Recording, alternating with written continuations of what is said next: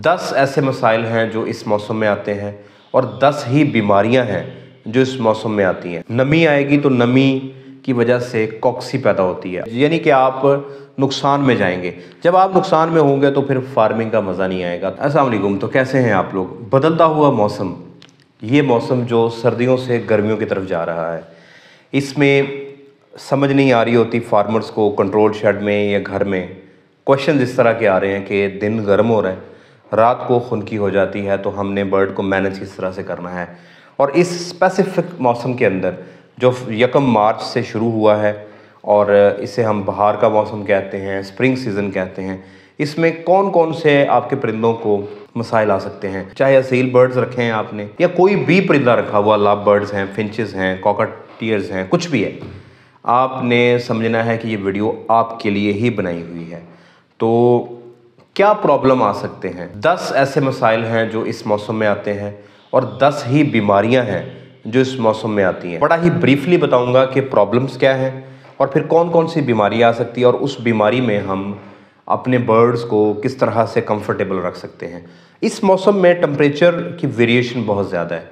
दिन को टेम्परेचर 30+ चला जाता है, रात को 20 से नीचे आ जाता है, और स्पेशली जब सहरी का टाइम होता है तो उसमें और ज़्यादा खुनकी हो जाती है। और इसी सूरत हाल में अगर आपने अपने परिंदों को रात के टाइम पे खुनकी से बचाने के लिए, ठंड से बचाने के लिए बंद किया है और सुबह आपने उनको जल्दी ओपन नहीं किया, तो मसाइल पैदा होंगे।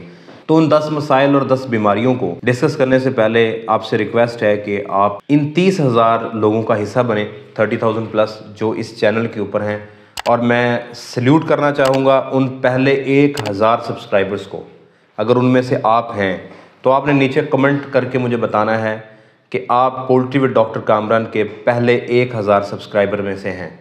मैं आप लोगों को दिल से पर्सनली थैंक्स करना चाहूँगा, क्योंकि आप लोगों ने मेरा यह सफ़र शुरू करवाया। ये सफ़र जारी रहेगा जब तक ज़िंदगी है, जब तक अल्लाह ताला कायम रखेगा मुझे, इंशाअल्लाह यह सफ़र जारी रहेगा।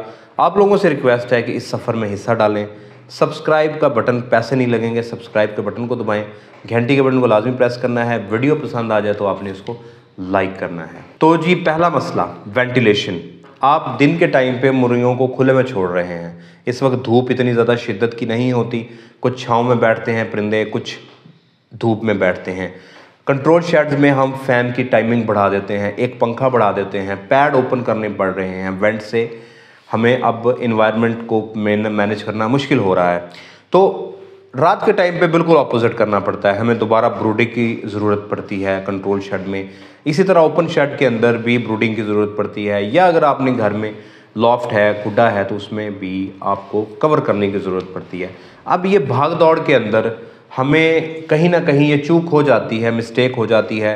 कभी उसको ढकने में भूल जाता है बंदा, कभी सहरी के टाइम रोज़ा रख के सोया है तो ओपन करना उनको भूल गया, तो सफोकेशन होती है, ऑक्सीजन की कमी होगी, अमोनिया बढ़ेगी, तो फिर सांस के मसाइल पैदा होते हैं। और सांस के मसाइल फिर आजकल आ बहुत रहे हैं, और उसमें सांस के मसाइल के साथ साथ फिर बीट का मसला शुरू होता है। पतली बीट, कच्ची बीट, हरे रंग की, सफ़ेद रंग की बीटें करना शुरू कर देगा परिंदा।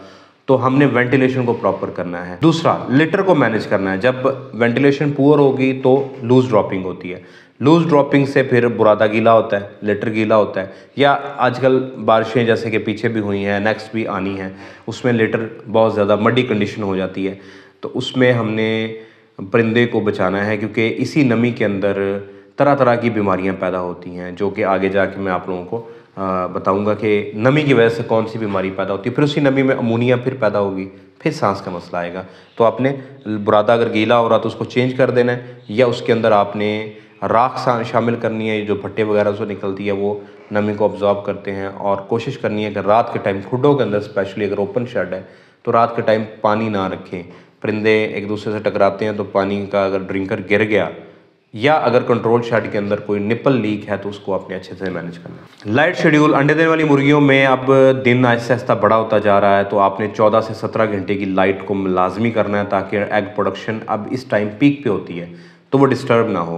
अगर 12 घंटे का दिन है तो आपने 4-5 घंटे की आर्टिफिशियल लाइट देनी है। कीड़े मकोड़े पैदा बहुत ज़्यादा होते हैं। नमी का मौसम आता जा रहा है, जो मकई स्टोर होती है उसमें फंगस लग जाती है, या आपने फीड स्टोर की उसमें कोई प्रॉब्लम थी, या आपके बुरादा गीला है, वहाँ पे अगर परिंदा चूंझ मारेगा और कीड़े उसके पेट में चले जाएंगे, तो वहाँ पे वो पैरासाइट्स पैदा होना शुरू हो जाते हैं। ये कीड़े फिर आपकी एग प्रोडक्शन को लो करते हैं, ब्रॉयलर्स की ग्रोथ को कम करते हैं और साथ साथ आपके परिंदे की इम्यूनिटी लो करते हैं, जो कि हमारा 5वां पॉइंट है।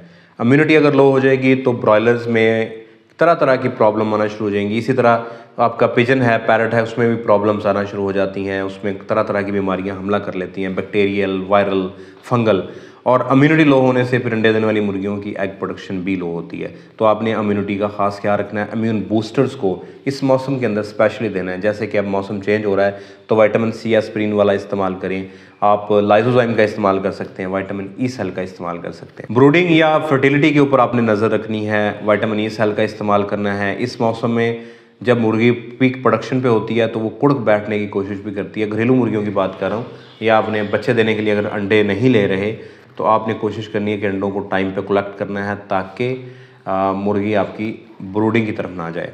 न्यूट्रिशनल डेफिशिएंसीज का बहुत ज़्यादा सामना करना पड़ता है। हाजमे की ख़राबी से फिर विटामिन सी, जितने भी मिनरल्स हैं, कैल्शियम, फास्फोरस, विटामिन D3, ये एब्जॉर्ब नहीं होते। लंगड़ेपन का मसला आएगा, अंडे कच्चे आना शुरू हो जाएंगे, छिलका नहीं आएगा, छिलका कमज़ोर हो जाएगा। तो आपने हाजमे का ख्याल रखना है। और न्यूट्रिशनल डेफिशिएंसी से यानी कि जो कैल्शियम पी सिरप जैसे सिरप्स का, विटामिन D3 का, मल्टी वाइटामिन का आपने प्रॉपर इस्तेमाल करना है। हमारा 8वां पॉइंट ये है कि आपने वैक्सीन्स को प्रॉपर रखना है।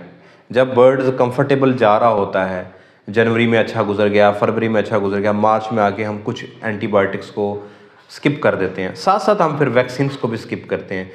वैक्सीन स्किप करने से हमें ज़ाहिरी तो ये लग रहा होता है कि बर्ड हमारा कंफर्टेबल है, लेकिन अगर कहीं से भी आउटब्रेक हुई, जैसे कि हवाएं चलती हैं, वो एक जगह से वायरस को दूसरी जगह एंडी के, गंबोरों के वायरस को शिफ्ट कर देती हैं, तो बर्ड आपका इम्यूनोसप्रेशन का शिकार हो सकता है, मॉर्टेलिटी हो सकती है। लिहाजा रानीखेत जैसी बीमारियां, इन्फेक्शियस ब्रोंकाइटिस यानी आईबी जैसी बीमारी, गंबोरो जैसी बीमारियों की वैक्सीन्स को आपने स्किप नहीं करना। 9वां है डिजीज़ मैनेजमेंट। आपने परिंदे को, जिस तरह से मैं अपनी वीडियोस में बताता हूँ कि आपने कोई परिंदा बीमार हो गया तो उसको आईसीयू में शिफ्ट करना है और उसको अच्छा इन्वायरमेंट देना है, फ्रेश वाटर देना है, फ्रेश फीड देनी है, हाथ से खाना खिलाना है और नरम डाइट देनी है, और साथ में आपने मल्टीविटामिन्स का, ब्रूफिन सिरप का, पैरासीटामोल्स का इस्तेमाल करना है। वो फिर आगे हम डिजीज़ में देखते हैं कि किस बीमारी के केस में आपने क्या ट्रीटमेंट कर सकते हैं।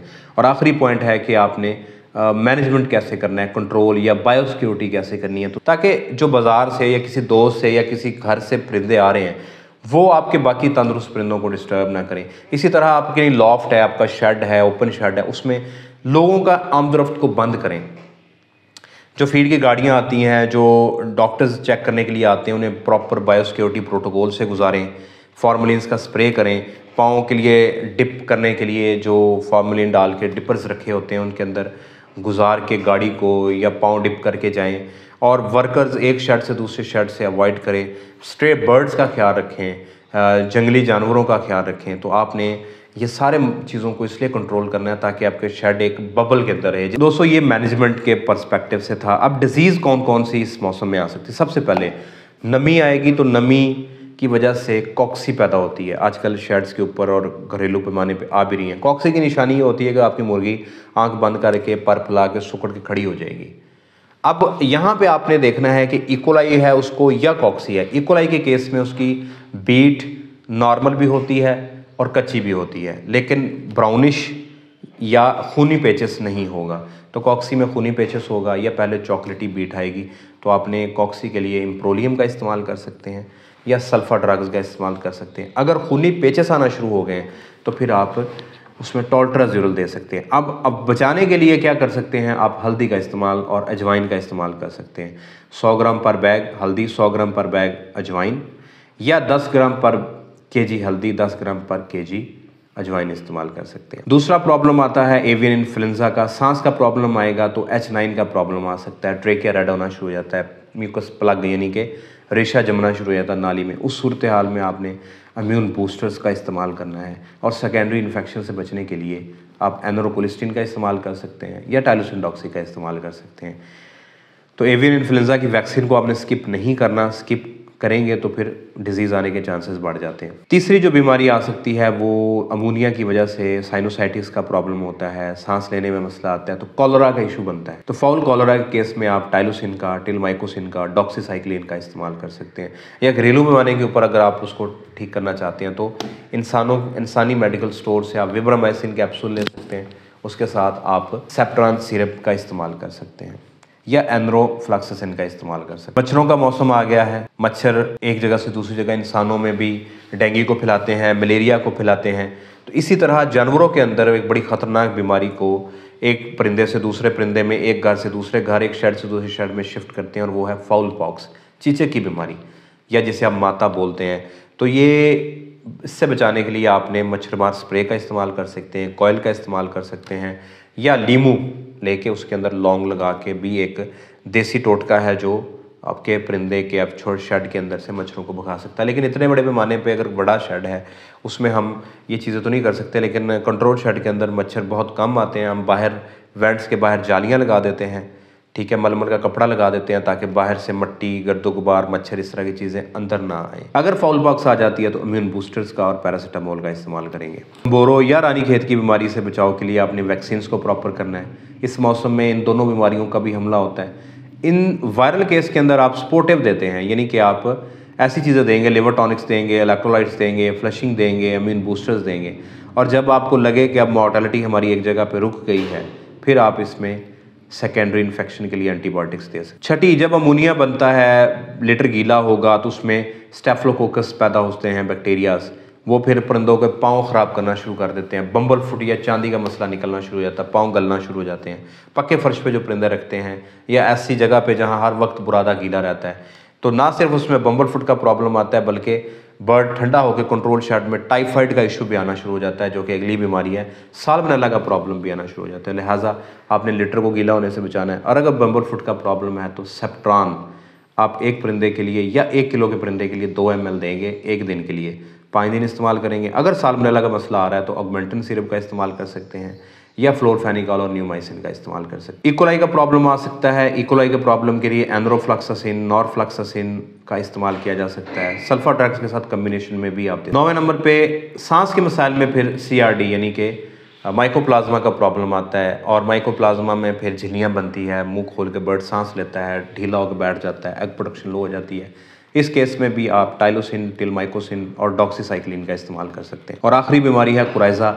इन्फेक्शियस कुराइजा अगर आ जाएगा तो आपके परिंदे के वेटल्स ख़राब हो जाएंगे, साइनोसाइटिस हो जाएगा, आंखें ख़राब होना शुरू हो जाएंगी, जो कि आजकल नौज़ायदा बच्चों के अंदर जो अर्ली चिक मॉर्टेलिटी आ रही है उसमें प्रॉब्लम आ रहा है। तो उसमें आप विटामिन A का इस्तेमाल करेंगे, आँखों में कतरे सीटाप्रेड वगैरह इस्तेमाल कर सकते हैं, और पानी के अंदर एनोफ्लैक्सिसिन और सेप्ट्रान का कम्बिनेशन दे सकते हैं। तो दोस्तों, ये मैनेजमेंट के साथ डिजीज़ को मैनेज करना बहुत ज़रूरी है। आपके बर्ड की हेल्थ ख़राब होगी तो FCR लो होगी, वज़न नहीं आएगा, एक प्रोडक्शन नहीं होगी, ढीला होकर बैठ जाएगा, सोकड़े का शिकार हो जाएगा, सीने की हड्डी निकाल लेगा, पोटा जाम कर लेगा, लंगड़ा हो जाएगा, अंडे कच्चे आना शुरू हो जाएंगे, यानी कि आप नुकसान में जाएंगे। जब आप नुकसान में होंगे तो फिर फार्मिंग का मज़ा नहीं आएगा। तो इन सारे प्रॉब्लम से बचाव के लिए आपने इन पॉइंट्स को नज़र में डालना है, फिर इन डिजीज़ को देखना है, और उसके मुताबिक अगर आप इस वीडियो से सेटिस्फाइड हैं, ठीक है, वेल एंड गुड। वरना जो इस चैनल के ऊपर रेगुलर लोग आते हैं उन्हें पता है कि हर एक बीमारी के ऊपर मैंने अलग वीडियो बनाई हुई है। आप फिर यहाँ पे देखेंगे बीमारी और आप वीडियो देख के उसमें डायग्नोज कर पाएंगे कि प्रॉब्लम क्या है। इन एनी केस अगर आप कोई मशवरा करना चाहते हैं, कुछ भी करना चाहते हैं, नीचे व्हाट्सएप का नंबर दे रहा हूँ, आप इसके ऊपर मुझे रब्ता कर सकते हैं। रमज़ान की वजह से लेट हो सकता है, लेकिन आप कॉल करेंगे नंबर के ऊपर, व्हाट्सएप पे मैसेज करके आप बैठ जाते हैं, ऐसा ना करें। आप नंबर के ऊपर कॉल किया करें, मुझे डिस्कस करें, जी ये प्रॉब्लम है, आप व्हाट्सएप चेक कर लें, मैं आपका व्हाट्सएप देखूंगा, आपको अच्छा मशवरा दूंगा इंशाल्लाह। तो दोस्तों, कैसी आपको ये लगी ये वीडियो? लाइक के बटन को छू के मुझे बताएं। अगर आपको वीडियो पसंद नहीं आई तो लाइक के बटन को 3 दफ़ा छू लें, या कोई बात नहीं, डिसलाइक भी करेंगे तो मुझे पता तो चलेगा ना कि आपको किस तरह का कंटेंट पसंद आ रहा है। अगर आप लोग मुझे और मेरे चैनल को सपोर्ट करना चाहते हैं तो आप patreon.com के ऊपर जाके सब्सक्रिप्शन ले सकते हैं, या आप मेरे फेसबुक के ऊपर जाके मुझे स्टार्स भेज सकते हैं। अपनी दुआ में याद रखिएगा। अगली वीडियो तक के लिए अल्लाह हाफ़िज़।